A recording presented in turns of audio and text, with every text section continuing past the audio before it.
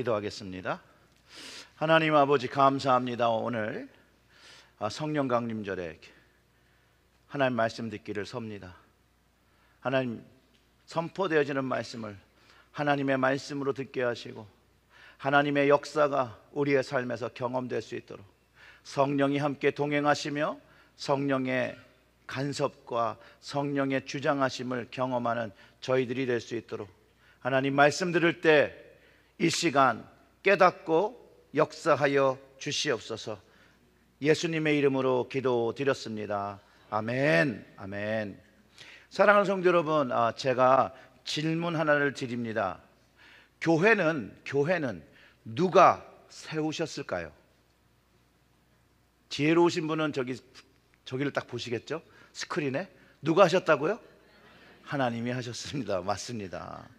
성경은 사도행전 2장을 통해서 교회의 시작을 알려주고 있는데 그 교회의 시작이 성령이 강림하심으로 시작되고 있는데 그 모든 성령이 오시고 교회가 세워지는 그것에 주도적인 역할을 하고 계신 그분이 누구시라고요? 하나님이 하셨다라고 가르쳐주고 계시다라는 거예요.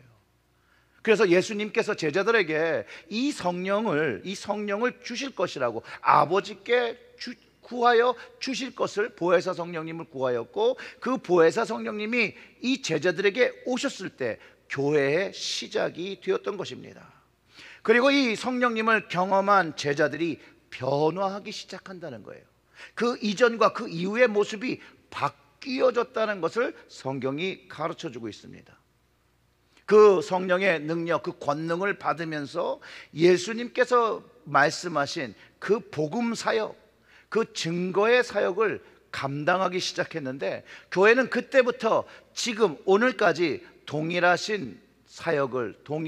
증거의 사역을 감당하고 있다는 거예요. 그래서 교회는 초대 교회 그때부터 지금까지 확장하고 있는 거예요. 그리고 앞으로 확장되어질 거라는 거예요. 하나님의 나라는 이렇게 점점 커지는 것이라는 거예요. 성령님께서 오신 이후 지금까지 교회에는 성령님께서 함께 하시고 성령님께서 동행하심으로 존재하고 있다는 거예요. 그런데 그것조차도 하나님께서 하신다는 것을 알아야 합니다. 이 모든 것들이 하나님께서 계획하시고 하나님께서 이루시고 하나님께서 하시고 계시는 일이라는 거예요. 오늘 사도행전 2장의 이야기를 다시 한번 기억해 보겠습니다. 오순절에 제자들이 모여서 기도합니다. 근데 왜 기도해요? 예수님께서 기도하라는 거예요. 말씀하셔서 보혜사 성령님의 강림을 경험하라고 하셨거든요. 근데 이 성령님의 강림이 강렬하게 아주 강렬한 터치로 경험됐다는 거예요. 그러면서 그 이전에 경험해보지 못한 영적인 경험을 한다라는 거예요. 그 오순절 다락방에서 경험한 그 성령님의 강림이 분명하게 구체적으로 경험되었고, 그런데 거기서 어떤 일이 있었냐면 경험한 사람들도 있었지만 경험하지 못한 사람들도 있었다는 거예요. 그리고 경험하지 못한 사람들 중에 이 경험한 사람들을 보고 조롱하여 이들에게 뭐라고 얘기했냐면 새 술에 취했다, 술에 취했다, 술 취해서 저러는 것이다 라고 할 때에 베드로가 군중 앞에서 이제 선포하기 시작하는 거예요. 그게 오늘 본문이죠. 우리가 읽었던 14절과 15절 이렇게 얘기합니다. 베드로가 11사도와 함께 서서 소리를 높여 이르되 유대인들과 예루살렘에 사는 모든 사람아, 이 일을 너희로 알게 할 것이니 내 말에 귀를 기울이라. 때가 제3신이 너희 생각과 같이 이 사람이 취한 것이 아니라, 취한 게 아니라 뭐라고 얘기하냐면요, 이 베드로가 예수님께서 미리 가르친 이 보혜사 성령님을 만나고 나니 구약의 예언의 말씀을 기억해냅니다. 요엘 선지자의 말씀이었어요. 요엘 2장 28절의 말씀이 그건데 그거를 인용했어요. 그 후에 내가 내 영을 만민에게 부어주리니 너희 자녀들이 장래일을 말할 것이며 너희 늙은이는 꿈을 꾸며 너희 젊은이는 이상을 볼 것이며 라는 말씀이 자신들이 오늘 이 오순절 다락방에서 경험한 것이라고 말하는 것이에요. 그 하나님의 영을 경험했다라고, 예수님이 설명해 주던 그 보혜사 성령이 자기에게 부어짐을 경험한 사건이었다라고 말해주고 있다는 거예요. 적어도 이런 일인 거죠. 이 예언을 생각했던 건 그가 경험하면서 이 예언을 생각한 거예요. 하나님의 영이 자기에게 경험되어졌고, 거기 있는 사람들이 미래의 일들을, 앞으로 교회의 일들을 알게 되었고, 꿈과 이상을 보는 일이 적어도 베드로에게 경험됐다라는 거예요. 그리고 그것을 이야기하는 거예요. 너희 생각과 같이 이 사람이 취한 것이 아니라 선지자 요엘의 예언이 성취된 것이라고 말하고 있다라는 거예요. 그리고 이 베드로의 설명이 이제 설교의 시작이 되는 거죠. 설교의, 하나님의 거룩한 영이 하나님에 의해서 남종과 여종에 부어졌고, 하나님의 말씀을 받는, 예언하는 일들이 발생하기 시작했다라는 거예요. 그리고 성령님을 통해서 그들이 그 의미를 깨닫기 시작한다라는 거예요. 구원의 의미를 깨닫기 시작하는 거예요. 예수 그리스도 안에 있는 부활의 생명이 그들에게 어떠한 의미이고 그들에게 어떤 구원이 됨을 이해하고 믿어지기 시작했다라는 거예요. 성령께서 임재하신 자리에서 베드로가 예수님이 왜 그리스도이시며 무엇을 하셨고 무엇을 이루고 가신 것을 가르쳐 주셔서 선포하게 하신다는 거예요. 그리고 이 모든 일에 그 배우가 하나님이 하셨다는 거예요. 하나님이. 그리고 하나님께서 무슨 일을 하신지를 그들이 이해했다라는 거예요. 자, 그리고 하나님께서 하신 일을 우리 말씀으로 확인해 봅니다. 그게 두 번째 말씀이었어요. 2장 41절부터 42절의 말씀. 그 말을 받은 사람들은 세례를 받음에 이날의 신도의 수가 3,000이나 더하더라. 그들이 사도의 가르침을 받아 서로 교제하고 떡을 떼며 오로지 기도하기를 힘쓰니라. 그날 그 말을 받은 사람은요, 베드로의 말을 받은 게 아니에요. 41절에 그 말은 분명하게 베드로를 통해서 전달되긴 했으나 사람들이 하나님의 말씀으로 받을 때 회개하여 새로운 삶을 살겠다는 세례를 받았다는 거예요. 세례를 받기를 결단했다는 거예요. 하나님의 사람이 되기로, 예수 믿는 사람이 되기로 결단하고, 그리고 예수 믿는 사람이 어떻게 살아야 하는지를 사도들로부터 가르침도 받고 교제하고, 그 주의 성령을 받은 사람들이 교제하고 떡을 떼며 오로지 기도하기를 힘썼다라는 거예요. 기도할 때 성령님을 경험했기 때문에 그 성령의 임재를 계속해서 원함으로 기도를 힘썼다라고 기록하고 있다라는 거예요. 주의 몸된 교회가 만들어졌는데요, 몇 명이라고요? 적어도 3,000명이라는 거예요. 적어도 3,000명. 3,000명이 변화를 받는 것이에요. 성령이 경험되어지고 성령을 체험하면 변화가 있는 거예요. 변화의 증거가 나타나는 거예요. 여러분, 범인이었던, 어부였던 베드로의 설교가 잘해서 이런 일이 일어난 것입니까? 아니죠. 하나님께서 하셨기 때문에 이 일이 일어났다라는 거예요. 아멘. 데살로니가전서 2장 13절의 말씀은 이렇게 얘기합니다. 이러므로 우리가 하나님께 끊임없이 감사함은 너희가 우리에게 들은 바 하나님의 말씀을 받을 때에 사람의 말로 받지 아니하고 하나님의 말씀으로 받음이니 진실로 그러하도다. 이 말씀이 또한 너희 믿는 자 가운데서 역사하느니라. 아멘. 사도들과 제자들과 믿는 자들이 하나님의 말씀을 전할 때 받는 사람들이 그 말을 사람의 말로 받지 아니하고 하나님의 말씀으로 받고 믿으니 어떻게 됐다는 거예요? 하나님의 역사가 그의 삶에서 경험되었다라는 것이죠. 자, 하나님의 말씀을 내가 받으면 하나님께서 내 삶에 역사하시는 겁니다. 사랑하는 성도 여러분, 모든 하나님의 말씀을 사람의 말로 받지 마시고 하나님의 말씀으로 받아 하나님께서 여러분의 삶에 역사하시는 그 경험을 하시기를 주님의 이름으로 축원합니다. 이 성령 강림이요, 이 복음이 전 열방, 전 세계로 전파되는 기폭제가 됐어요. 기폭제가. 120명이 모여서 처음 기도하다가 성령 받고 이제 3,000명이 이제 교회가 돼서 기도하며 힘쓰는 거예요. 성령 받고 나니 이제 예루살렘으로부터 열방으로 예수님의 복음이 전파되기 시작하는 거예요. 예수님께서 부활하시고 승천하시간에 마지막에 제자들에게 하신 말씀이 이제 일어나기 시작하는 거예요. 사도행전 1장 8절의 말씀은 오직 성령이 너희에게 임하시면 너희가 권능을 받고 예루살렘과 온 유대와 사마리아와 땅끝까지 이르러 뭐가 돼요? 내 증인이 되리라 하시니라. 제자들은요, 성령을 체험하니 권능을 받았음을 경험합니다. 이 권능으로 예루살렘으로 시작하여 예수 그리스도의 복음의 증인이 되어서 증거하기 시작하는 거예요. 그것이 지금까지 예수 믿고 성령 받은 사람들이 주님의 증인이 되기 위하여 살아가고 있다는 거예요. 근데 이 증거, 이 증인의 사역도 하나님께서 하시는 거예요. 하나님께서. 그래서 예수님께서요, 성령으로 세례를 받아야 된다고, 성령 받아야 된다고 얘기했던 거예요. 그 말씀이 믿어지게 되고 받아지게 되는 것이죠.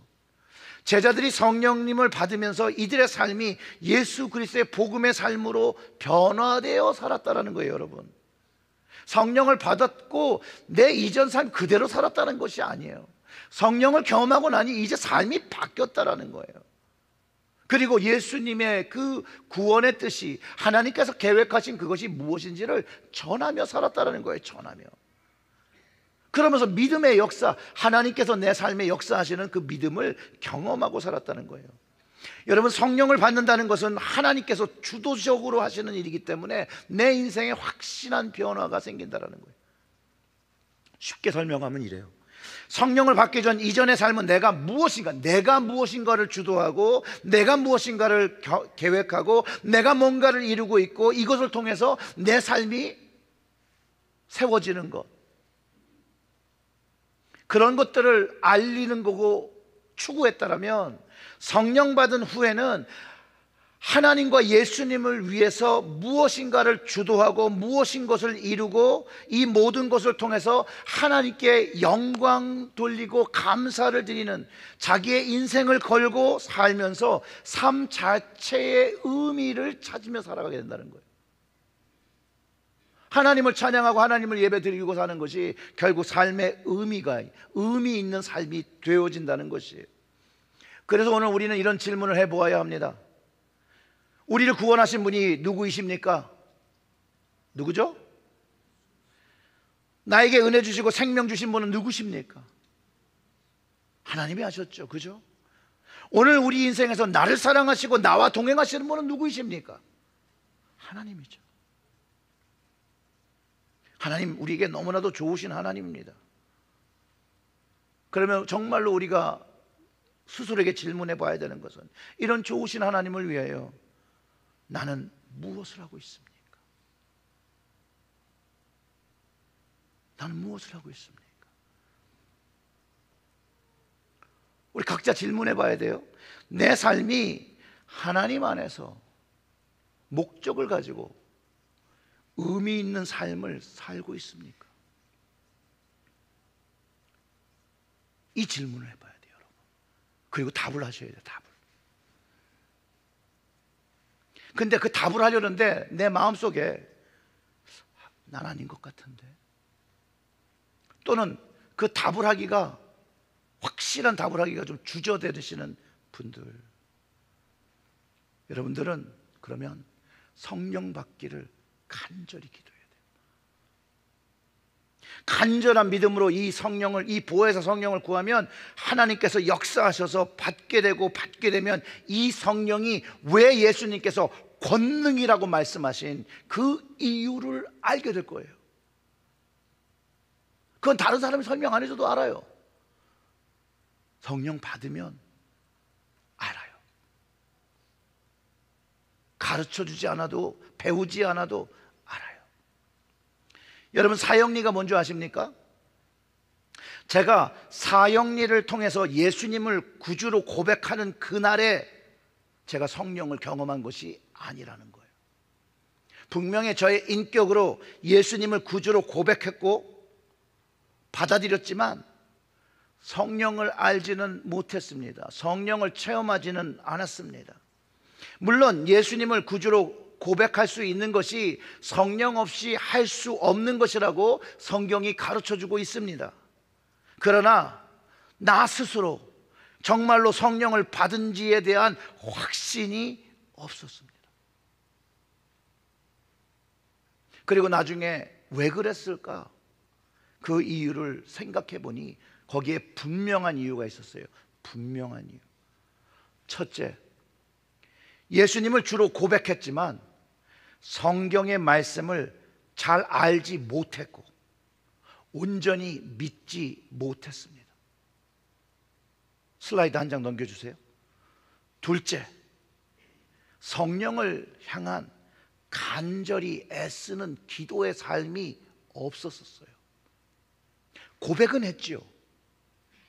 고백은 했으나 그 뒤에 있어야 할 삶이 없었어요. 셋째, 예수님과의 만남, 영적인 체험, 성령을 통한 그 영적의 체험, 성령에 대한 그 실제로 이렇게 만나는 것과 같은 그런 경험이 없었더라는 거예요. 물론 교회를 다니고 예배를 드리는 모습이 분명히 있었습니다. 근데 그 당시에 저와 같은 사람의 모습을 보통 종교 생활을 하는 것이라고 얘기하는 거예요. 알고자 하는 마음은 있으나 경험하지 못한. 그러다가 제 인생에서 기도하는 시간에 개인의 오순절 체험을 한 날이 있습니다. 성령을 경험한 그날이죠. 저는 그날 이후로 다시 태어났습니다. 거듭났다라고 말하죠. 그리고 하나님과 예수님과 성령님에 대해서 계속해서 새롭게 알아오면서 배우면서 살아오고 있고 오늘날까지 살아오고 있고 앞으로도 그렇게 배우며 만나며 경험하며 살아갈 것을 저는 확신해요. 사도행전에서 제자들이 예수님의 복음을 전하고 교회를 세우고 운영하면요 어려움이 닥쳤어요. 어려움이 닥칠 때도요 성령님이 개입하시고 도우셨다라는 거죠. 그런 것처럼 성령을 경험하고 나니 변변치 못한 제 인생 안에서도 성령님의 동행이 있었고 간섭이 있었고 도우심이 있었고 인도하심이 있었다는 거예요. 그러면서 변화하기 시작한 거죠. 물론 변해야 될 게 너무 많아요. 하나님 앞에 기쁘신 모습으로 서기 위해서는 변화해야 할 것이 너무나도 많습니다. 또 너무나도 하나님께서 부르신 자리가 부족하다는 것도 많이 알지요. 목회를 해보니 더 많이 부족하다는 것을 느낍니다. 왜냐하면 우리도 마찬가지예요. 우리 모두가요 우리가 살다 보면 내 능력의 영역을 넘어서야 하는 일들을 마주하게 되거든요. 하려고 해도 할 수 있는 능력이 없는데 해야 하는 일들이 생긴다라는 거예요. 그때 성령을 경험한 사람들은 하나님만을 바라보기 시작합니다. 하나님께 애쓰며 기도하기 시작한다는 거예요. 근데 그런 일들이 계속해서 일어난다는 거예요. 믿음을 가지고 흔들리지요. 그러나 그때마다 경험했던 성령의 그날을 기억하고 주님을 바라보면서 계속 바라볼 때에 그 어려움들을, 그 고비들을 하나씩 넘어서고 이겨나게 되는 경험들을 한다라는 거예요. 그것이 쌓인다라는 것이죠. 그렇기 때문에 어려움이 또 찾아오면 무릎 꿇고 주님을 바라보는 일들을 하게 된다는 거예요.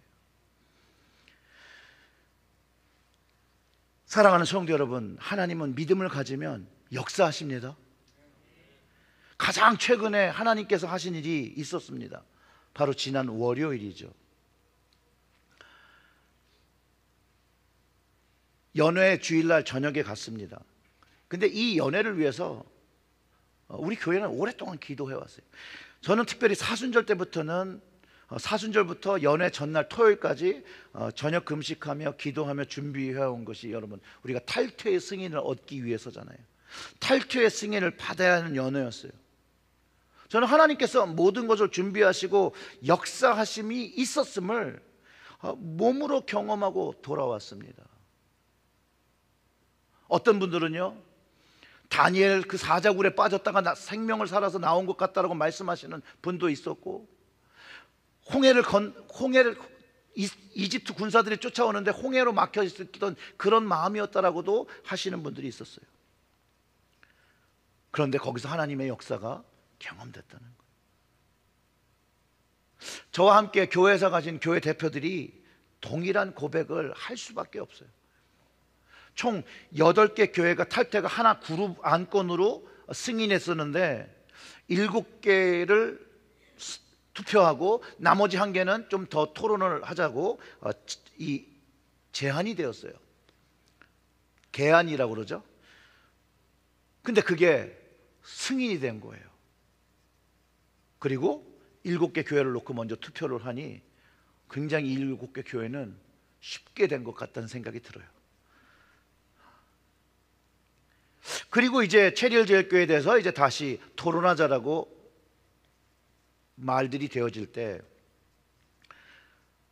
제가 정말 두렵고 떨림으로 그 자리에서 기도했어요. 물론 마음의 준비를 하고 간 것이지만 많이 당황이 되었어요. 왜냐하면 억울하고 불편했던 그 모든 것들이 저를 기소하는 거였거든요. 3가지의 기소를 가지고 담임 목사가 설교와 칼럼이나 이런 것을 통해서 탈퇴 분변을 시킨 게 아니라 탈퇴를 무조건 해야 된다, 이렇게 한쪽 사이드로 몰고 갔다라는 것과, 하나는 그 글로벌 메서디스트 처치의 그 회장 그 키스 보엇을 우리 교회에 데리고 왔다는 거, 그 다음에 장로교회 목사님 양춘기 목사님을 부흥의 강사로 모시고 온 것, 뭐 이런 것을 통해서 확실히 우리 교회가 분변을 한 게 아니라 탈퇴를 하려고 제가 이제 몰아갔다라고 얘기를 하면서 이제 토론이 막 시작이 되었습니다. 그러면서 이 안건이 체리얼교회가 탈퇴할 거냐 안 탈퇴할 거냐 그런 얘기로 간 게 아니라, 이제 제가 거기서 이제 순간 흔들렸던 게, 저의 잘못을 기소하면서 조사위원회를 만들고 조사할 동안 우리 교회 탈퇴를 연기한다라고 안건이 나온 거예요.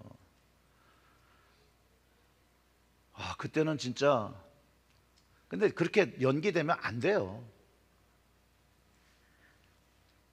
그래서 너무 억울해서 그 자리에 앉아 있다가 싸울까?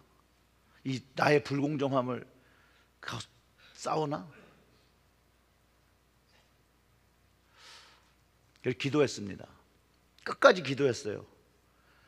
그런데 저의 마음에 이런 마음이 들었습니다. Ask mercy. 모든 연회원들에게 자비를 구하는 말을 해야 될 것 같다고 마음에 감동을 주셔서 제가 2손을 고이 모으고 가장 뭐랄까요, 죄송한 마음과 좀 이렇게 낮은 자의 모습으로 죄송하다라고 읍소를 했습니다.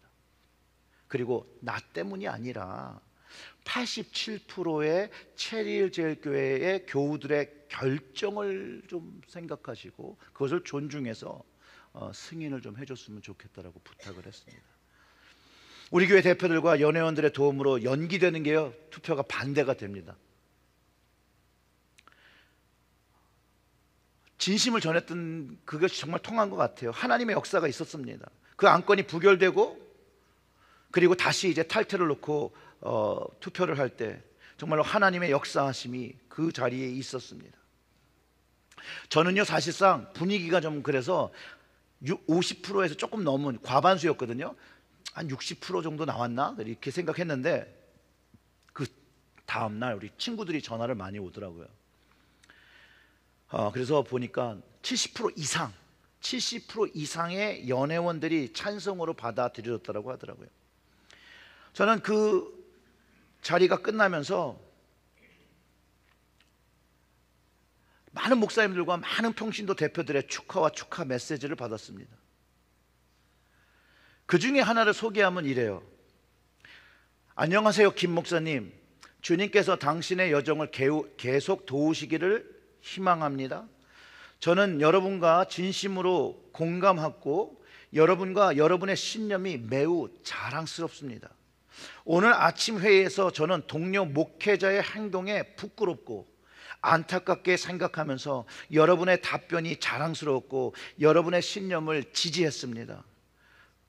조만간 다시 뵙기를 바랍니다. 당신과 당신의 교회를 위해서 기도하겠습니다. 저는요, 이 메시지를, 이 성령 강림절에 이 말씀을 전하는 것이 우연이라고 믿지 않습니다. 여러분, 하나님이 하셨습니다. 체리일교회 모든 일들을 46년 동안 하나님께서 하셨고요, 이제 성령의 임재를 사모하는 우리 교회 앞으로 할 일도 하나님께서 하실 것을 확신합니다. 그리고 이 예배 시간을 통해서 우리의 기도에 응답하신 하나님께 감사의 박수를 드리기 원합니다.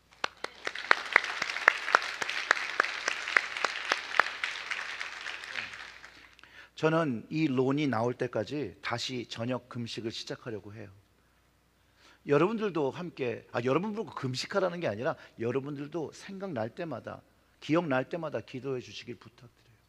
하나님이 하시는 것을 보기 위해서는 끝까지 애쓰며 기도하는 거예요. 그럴 때 하나님의 역사를 경험할 수 있고, 그리고 그렇게 해야 하나님이 하셨다라고 인정할 수 있어요. 저는 체리일교회가 7교회에 떨어져서 된 거 하나님이 하셨다고 생각해요. 하나님께서 특별하게 우리의 교회에, 체리일교회는 내가 너희들을 인도했다라는 그 확신을 주시기 위하여, 마음은 되게 쪼려졌지만 그렇게 하신 것 같아요. 그 하나님의 하심을 여러분 믿으십시오. 오늘 말씀을 정리하겠습니다. 오순절에 임한 성령을 우리 모두가 받고 그 성령의 충만함을 가지고 살아야 합니다. 그래야 거듭난 삶을 살 수 있어요. 하나님의 말씀을 받고 믿고 받으면 하나님께서 역사하셔서 우리의 삶 속에 성령의 역사를 경험하고 하나님의 역사를 경험하고 변화를 경험하며 살아가게 될 것입니다. 여러분, 그 말을 믿으시기를 주님의 이름으로 축원합니다. 기도하겠습니다. 하나님 아버지, 감사합니다. 저희 교회를 특별히 사랑하셔서 친히 인도하시고 정말로 안타깝고 어려운 그 순간에 하나님을 부르짖는 그 기도의 음성이 준비되었기에 하나님, 우리의 기도에 응답하심을 믿고 선포합니다. 또한 하나님, 앞으로 하나님의 하실 일을 기대합니다. 하나님께서 우리의 체리일교회를 통해서, 우리의 체리일교회 가정을 통해서 성령을 부어주시고 그 성령의 충만함을 얻어 하나님 아버지가 기뻐하시는 일들을, 주님의 예수 그리스도의 복음의 증인이 되어지는 저희들이 되어질 수 있도록 주여, 우리의 모든 체리일교회 모든 성도들이 하나님의 말씀이 들릴 때 나에게 주시는 레마의 말씀으로 받고 그 하나님의 역사가 경험되고 증언하는 하나님의 증인들이 되게 하여 주시옵소서. 이 모든 말씀 우리 구주 예수님의 이름으로 기도드렸습니다. 아멘.